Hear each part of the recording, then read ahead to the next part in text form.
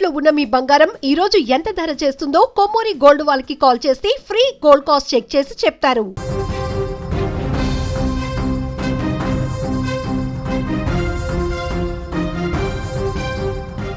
ఎక్కడ నెగ్గాలో కాదు, ఎక్కడ తగ్గాలో తెలిసిన వాడే నిజమైన నాయకుడు. గెలవడం అంటే అధికారం చూపించడం కాదు, అవసరమైనప్పుడు బాధ్యతగా తల వంచడం అని నిరూపించారు తమిళనాడు ముఖ్యమంత్రి సి జోసెఫ్ విజయ్. నిన్న తమిళనాడు అసెంబ్లీలో తీవ్ర గందరగోళం ఉద్రిక్తత నెలకొన్న సమయంలో సీఎం విజయ్ వ్యవహరించిన తీరు యావత్ రాజకీయ వర్గాలను ఆశ్చర్యపరిచింది.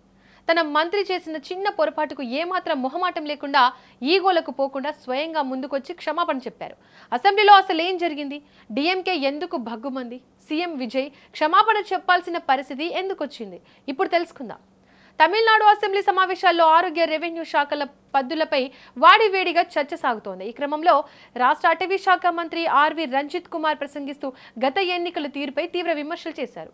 వివాదాస్పద తిరుమంగళం ఫార్ములాను ప్రస్తావిస్తూ గత ఎన్నికల్లో ఓటుకు నోట్లు పంచారని ఆరోపించారు. తమ ప్రభుత్వం ఎలాంటి ప్రలోభాలు లేకుండా అధికారంలోకి వచ్చిందని గట్టిగా వాదించారు. అయితే ఈ ఆవేశంలో ఆయన డిఎంకే అగ్రనేత దివంగత ముఖ్యమంత్రి కరుణానిధి పేరును ప్రస్తావించే క్రమంలో కలైనార్ లేదా మాజీ ముఖ్యమంత్రి వంటి గౌరవ సూచక పదాలు వాడకుండా నేరుగా కరుణానిధి అని సంబోధించారు.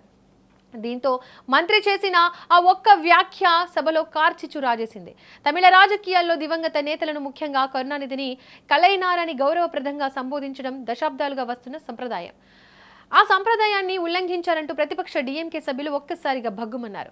సీనియర్ నేత కేకేఎస్ఎస్ఆర్ రామచంద్రన్ నేతృత్వంలో డిఎంకే ఎమ్మెల్యేలు వెల్లోని దూసుకొచ్చి తీవ్ర నిరసన వ్యక్తం చేశారు. సభా సాంప్రదాయాలను కాలరాశారంటూ నినాదాలు చేయడంతో సభలో తీవ్ర ఉద్రిక్తత గందరగోళం నెలకొంది. అయితే పరిస్థితిని చేజారిపోయేలా కనిపించిన ఆ క్షణంలో సభను శాంతింపచేయడానికి సీఎం విజయ్ తీసుకున్న నిర్ణయం అందరినీ ఆకట్టుకుంది.